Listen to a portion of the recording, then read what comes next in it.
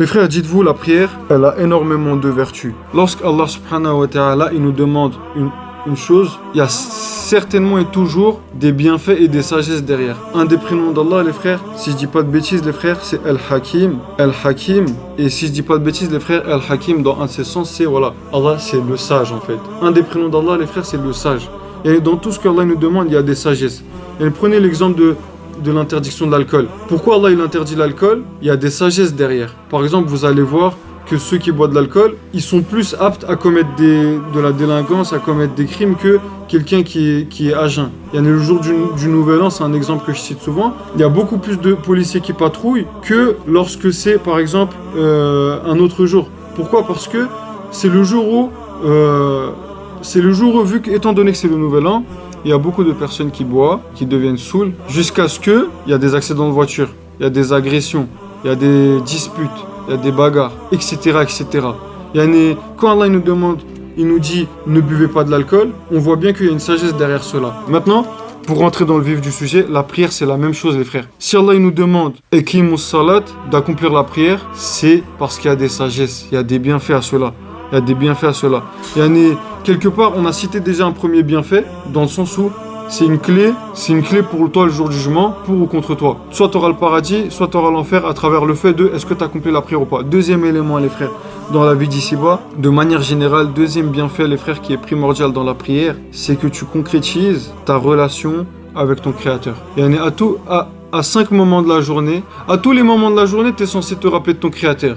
Mais il y a 5 moments, pendant les 5 prières, où voilà, tu te rappelles de ton Créateur, tu concrétises ta relation avec lui, tu l'adores et tu parles avec Allah en fait. Tu parles avec Allah, tu lui montres ton humilité, tu lui montres en signe de reconnaissance, tu lui montres que voilà, tu pries, tu l'adores et que tu lui obéis. Troisième bienfait, les frères, c'est que dites-vous, Allah dit dans le Coran, inna salata tanha anil fahsha wal munkar. Certes, la prière, ça protège des turpitudes et du blâmable. Des turpitudes et du blâmable. Turpitude, les frères, et blâmable, c'est tout ce qui est néfaste. Tout ce qui est, on va dire, dangereux pour le croyant dans sa spiritualité. La prière, c'est un moyen de protéger le croyant de ces choses-là.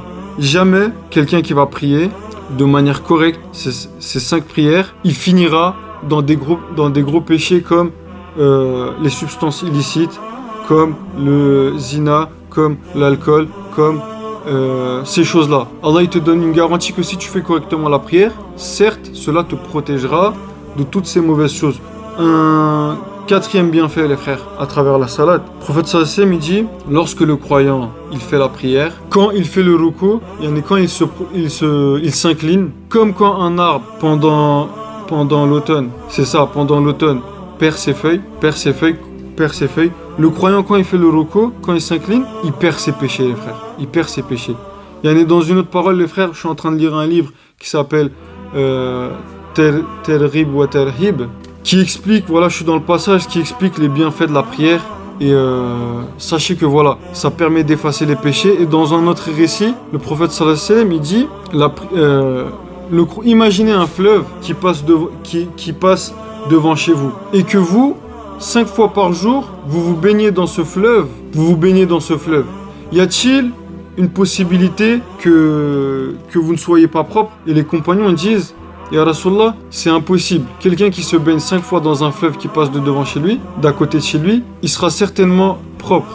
Et le prophète sallallahu alayhi wa sallam, il dit, la prière, c'est comme l'exemple du fleuve devant une personne qui se baigne 5 fois dedans. C'est 5 fois où tu te nettoies de tous tes péchés, mon frère. Tu te nettoies de tous tes péchés. Entre la prière du matin et la prière du midi, entre la prière du midi et la prière de l'après-midi, chaque prière que tu fais, ça efface tes petits péchés et tes grands péchés. Ça peut effacer aussi tes grands péchés que tu as commis entre la prière précédente. Entre la prière précédente. Les mérites sont nombreux. Le prophète sallallahu alayhi wa sallam, il dit, les frères, de la même manière que le corps, il peut pas faire sans sa tête, sans une tête, sans la tête. Le corps humain, tu peux pas dissocier la tête du corps. Le prophète sallallahu alayhi wa sallam, il dit, la prière, c'est comme la tête du corps de l'être humain. En gros, c'est la base. C'est vraiment le plus important en fait, le plus important des actes d'adoration. Le prophète sallam, à maintes reprises, il expliquait que la meilleure chose avec laquelle tu peux te rapprocher auprès d'Allah en termes